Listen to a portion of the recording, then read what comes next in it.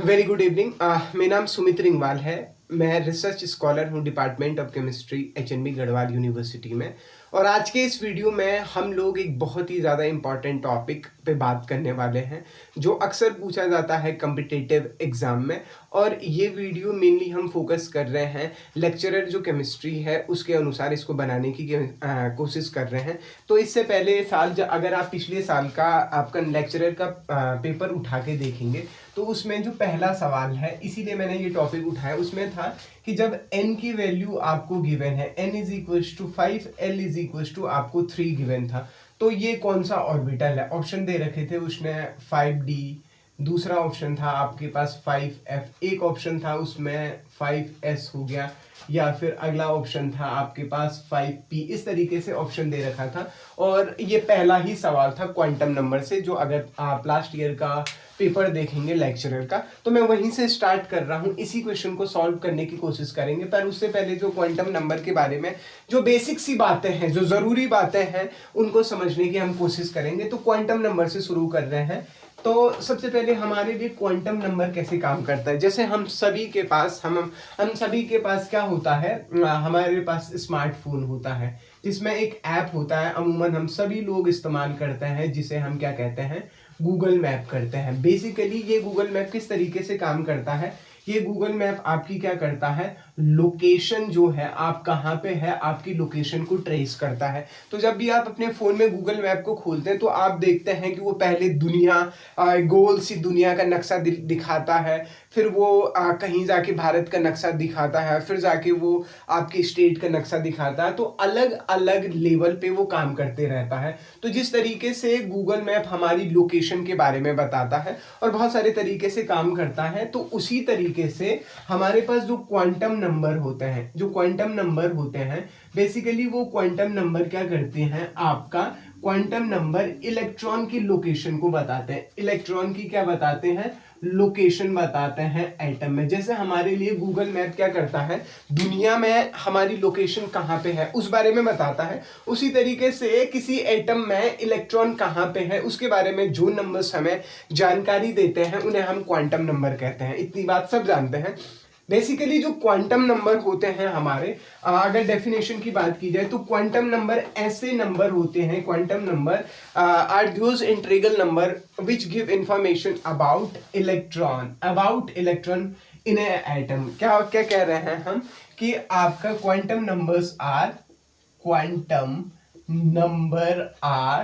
Those integral number which give information about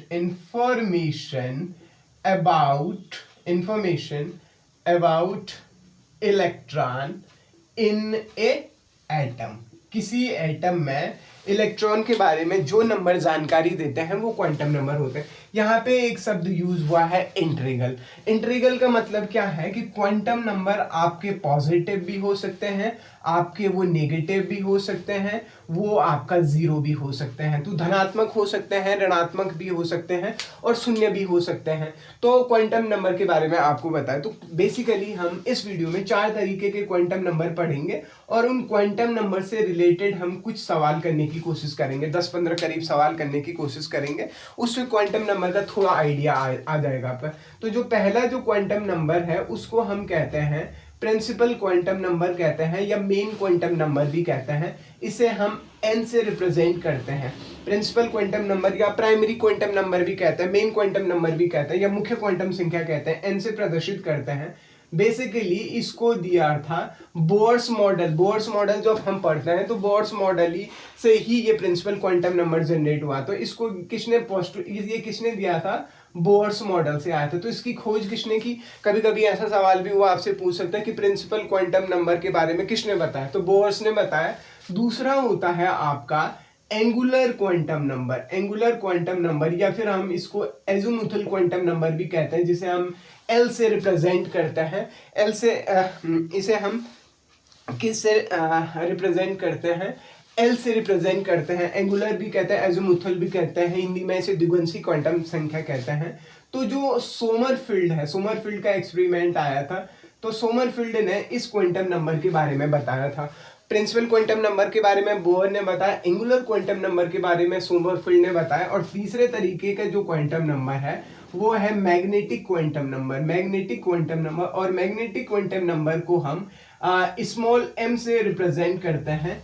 और Linde एक scientist हुए हैं, लिंडे का एक्सपेरिमेंट आपने पढ़ा होगा, जी-मैन इफेक्ट और स्टार्क इफेक्ट को, जी-मैन और स्टार्क इफेक्ट को समझाने के लिए बेसिकली इस मैग्नेटिक क्वांटम नंबर का इस्तेमाल किया गया था।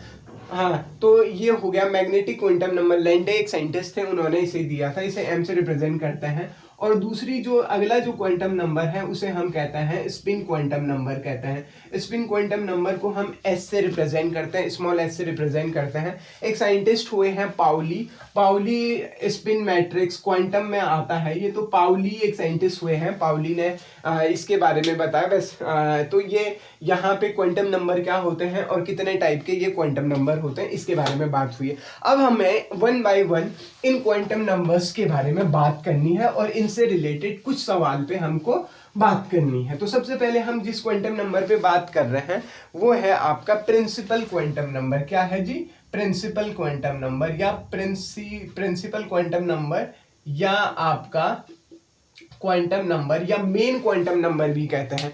बेसिकली जो ये प्रिंसिपल क्वांटम नंबर होता है ये क्या बताता है, ये आपके प्रिंसिपल क्वांटम नंबर, ये आपका नाभिक है, ये न्यूक्लियस है जहां पे पॉजिटिवली चार्ज है, पॉजिटिव चार्ज है, और नाभिक के बाहर से आपकी क्या है, बहुत सारी कक्षाएं, कितनी भी कक्षाएं हो सकते हैं। अब ये बताता है प्रिंसिपल क्वांटम नंबर, आपको बताता है कि जो आपका इलेक्ट्रॉन है, कहीं पे भी हो सकता है वो, कि नाभिक से इलेक्ट्रॉन की एवरेज डिस्टेंस कितनी है, नाभिक से नाभिक से इलेक्ट्रॉन की डिस्टेंस कितनी है उसके बारे में बता। तो प्रिंसिपल क्वांटम नंबर जिसे हम n से रिप्रेजेंट करते हैं, पहली चीज ये किसके बारे में बताता है, ये बताता है आपको एवरेज डिस्टेंस के बारे में बताता है, किसकी, नाभिक से इलेक्ट्रॉन की। दूसरी बात बताता है ये मेन शेल के बारे में बताता है, मेन शेल के बारे में, मेन शेल कौन सी है, तो ये n की वैल्यू हो गई 1, n is equal to 2, n is equal to 3, इसी तरीके से यहाँ पे n इज इक्वल टू 4, ये n इज इक्वल टू 4 हो गया, n is equal to 1, n is equal to 2, n is equal to 3। तो जब n इज इक्वल टू 1 होता है इसे k कहते हैं, n is equal to 2l हो गया, n इज इक्वल टू 3 आपका m हो गया के लेमन, और n is equal to n हो गया आपका 4 हो गया। इसी तरीके से चलते रहते हैं। तो n की जो वैल्यू होती हैं वो 1 से स्टार्ट होती हैं और वो चलती रहती है इन्फिनिटी तक। फिलहाल हमको n की जो मैक्सिमम वैल्यू यहाँ पता है वो कितनी है, 7 तक है। प्रिंसिपल क्वांटम नंबर 7 तक हमें पता है। तो ये किसके बारे में बताता है कि कौन से मेन शेल में इलेक्ट्रॉन है, कि n इज इक्वल टू 1 में है, k में है, l में है, n में है, इस तरीके से ये बताता है। अगली बात ये बताता है maximum number of electron in any shell. अब सब शेल की बात नहीं हो रही है, शेल में किसी भी मेन शेल में कितने इलेक्ट्रॉन हो सकते हैं, मतलब अगर पहली कक्षा आपकी के वाली शेल है, इसमें कितने इलेक्ट्रॉन होंगे, तो उसके लिए एक फॉर्मूला होता है, फॉर्मूला है 2n² फॉर्मूला है। तो 2n² फॉर्मूला में जहां पे n की वैल्यू आप कहाँ रखेंगे, 1 2 3 4 5, इसकी वैल्यू हिसाब से वैल्यू रखेंगे तो 2 इंटू 1 का स्क्वायर, 2 इंटू 1 का स्क्वायर हो जाएगा आपका 2। तो पहली कक्षा में आपके 2 इलेक्ट्रॉन हैं। दूसरी कक्षा में आते हैं आप इसी तरीके से 2 इंटू 2 का स्क्वायर, 4 4 2 8 हो गया, तो दूसरी कक्षा में 8 इलेक्ट्रॉन हो गए। इसी तरीके से तीसरी कक्षा में आपके कितने इलेक्ट्रॉन हो गए, 18 इलेक्ट्रॉन हो गए, 32 इलेक्ट्रॉन हो गए सो फार। इसी तरीके से 2n² फॉर्मूले के हिसाब से इलेक्ट्रॉन की फिलिंग होती रहती है। तो ये principal quantum number average distance बताता है, मेन शेल किस मेन शेल में इलेक्ट्रॉन है, मैक्सिमम नंबर ऑफ इलेक्ट्रॉन कितने हैं किसी सब शेल में, और किसी इंडिविजुअल हाइड्रोजन लाइक एटम के लिए किसी इंडिविजुअल सेल की एनर्जी कितनी है इसके बारे में भी बता देता है। खैर उसको बोर्स मॉडल में डिस्कस करेंगे। तो ये 3-4 चीजें आपको यहाँ से पता चलता है। अब जो दूसरे इसको आप लिख रहे होंगे या जो भी दूसरे तरीके का जो क्वांटम नंबर है उसे हम कहते हैं एंगुलर क्वांटम नंबर, या एंगुलर क्वांटम नंबर भी कहते हैं, या एज़ोमुथल क्वांटम नंबर भी कहते हैं, तो या सेकेंडरी क्वांटम नंबर, कुछ भी कह लीजिए। तो दूसरा हो गया है आपका एंगुलर क्वांटम नंबर। क्या कहा जी, angular quantum number. Angular quantum number. तो एंगुलर क्वांटम नंबर को हम स्मॉल एल से रिप्रेजेंट करते हैं। इसको किससे प्रदर्शित करते हैं? स्मॉल एल से प्रदर्शित करते हैं। और किसने दिया था ये? हमने पहले भी कहा था कि इसको किसने दिया था? सोमरफील्ड ने दिया था। सोमरफील्ड एक साइंटिस्ट है, उन्होंने इसको दिया था एंगुलर क्वांटम नंबर को। तो बेसिकली ये बताता है नंबर ऑफ शव शेल के बारे में पहली चीज क्या बताता है कि किसी मेन शेल में कितने शव सेल हैं। दूसरी चीज ये बताता है आपका, और जो एल की जो वैल्यू होती है, बेसिकली एल की जो वैल्यू होती है वो n-1 वैल्यू होती है। एल की कितनी वैल्यू होती है? n-1 वैल्यू होती है। और एल की n-1 एल के लिए फॉर्मूला क्या है? L = n-1। और एल की वैल्यू वेरी करती है आपका n से लेकर n-1 तक वेरी करती है। ये क्या है? रेंज है। L की रेंज कितनी होगी? n-1। अभी इसको और सॉल्व करेंगे, ये बड़ा इंपॉर्टेंट है। तो जब n = 1 हो जाए, मतलब k के लिए बात हो रही है, n पहली शेल के लिए बात, n = 1, तो L बराबर कितना हो जाएगा? 1 - 1 = 0। तो वैल्यू कहां से कहां तक एक ही वैल्यू आएगी। हो गया है L = 0 हो गया। जब आपका n = 2 हो गया तो L के कितने मान हो जाएंगे? 2 मान हो जाएंगे। कौन कौन से? L = कितना हो जाएगा? n-1। तो 2 - 1 = 1। और रेंज क्या होगी? एक रेंज क्या होगी? 0, क्योंकि 0 n, एक तो n हो गया, एक सेकेंड ना क्लियर कर लू। L = 0 to n-1 है ये फॉर्मूला। 0 हो गया तो जब n = 1 था तो L - 0 हो गया, n = 2 हो गया तो L का मान कितना हो गया? जब n का मान 2 है तो L का मान कितना हो गया? 2 - 1 = 1 हो गया। रेंज क्या होगी? 0 से n-1, मतलब 0 और 1 हो गया है। 0 और 1। और इसी तरीके से n = 3 हो जाएगी तो L के कितने मान हो जाएंगे? 2 मान होंगे। और कौन कौन से होंगे? उसकी रेंज क्या होगी? n की रेंज होगी। कौन कौन से इन्वॉल्व होंगे? 0 हो गया आपका, 1 हो गया आपका, और 2 हो गया। 0, 1 और 2 हो गया। तो 3 मान L के, देखो 2 मान तो कौन से है? 1 और 2, और उसमें 0 इन्वॉल्व है। अब n = 4, जब L की वैल्यू कितनी हो जाएंगी? 3 मान हो जाएंगे। कौन कौन से? 1 2 3 और 0। देखिए कहां से कहां तक वैल्यू होंगी? 0 से लेकर n-1। देखो जब n का मान 4 हुआ तो L के कितने मान आएंगे?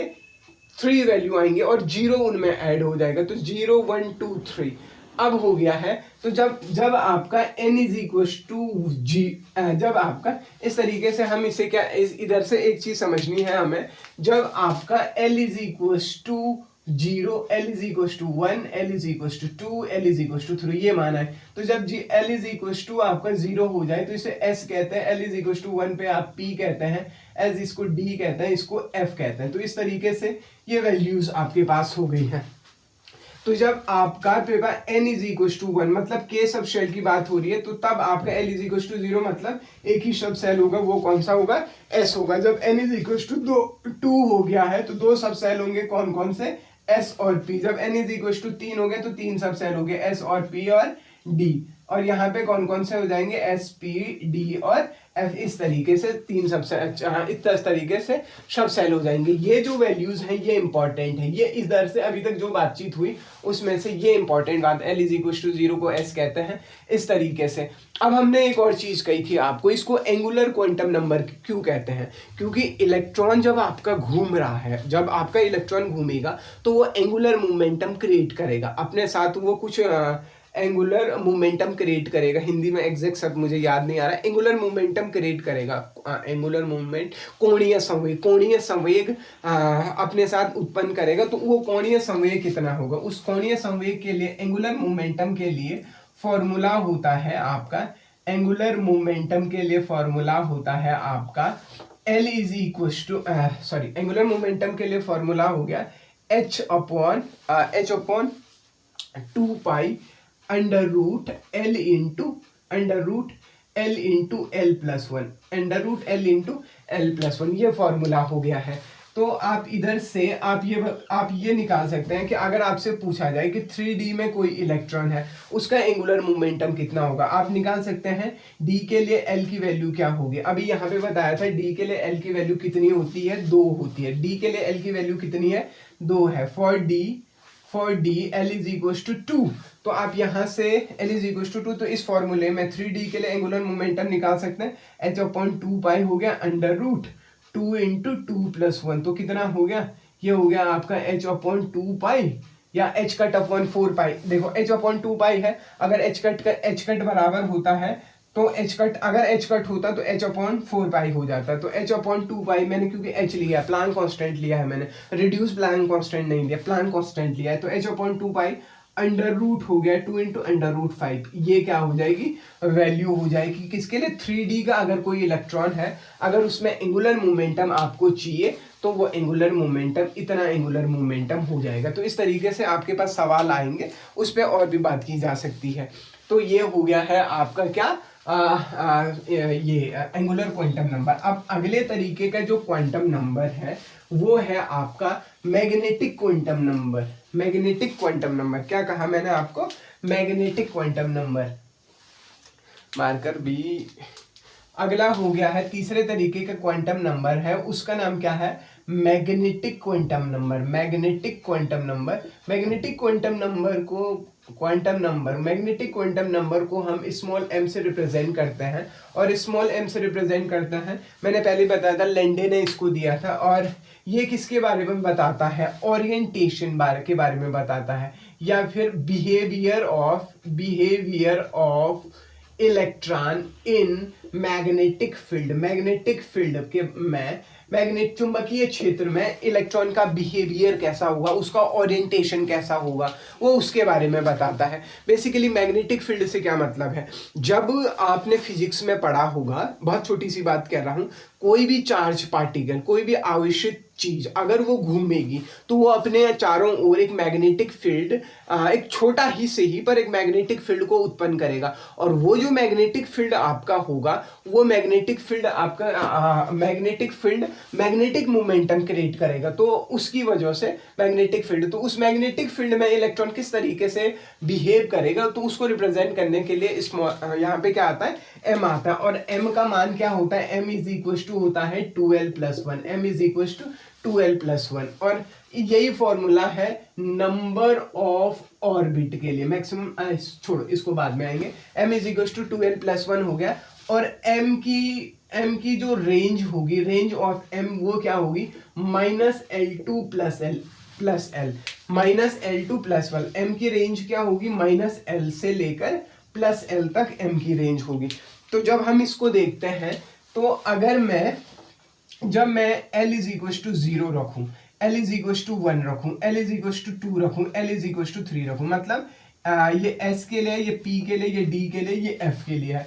तो मैं m का मान जब L इज इक्वल टू 0 हो जाए तो m का कितना मान होगा, एक ही मान होगा। जब L इज इक्वल टू 1 हो जाए तो m के कितने मान होंगे, 2 गुणा 1 बराबर 2 और 3, तो 3 हो जाएगा। 2l+1 रखेंगे ना, अब इसमें l का मान 1 रखेंगे तो 3 वैल्यू। और कौन कौन सी वैल्यू होंगी, मैं रेंज क्या है, -L से +L तक। तो -L मतलब +1 हो गया, 0 हो गया और -1, +L से लेकर -L तक, या +L से लेकर -L तक रेंज है, -L से +L तक, कोई दिक्कत की बात नहीं है उसमें।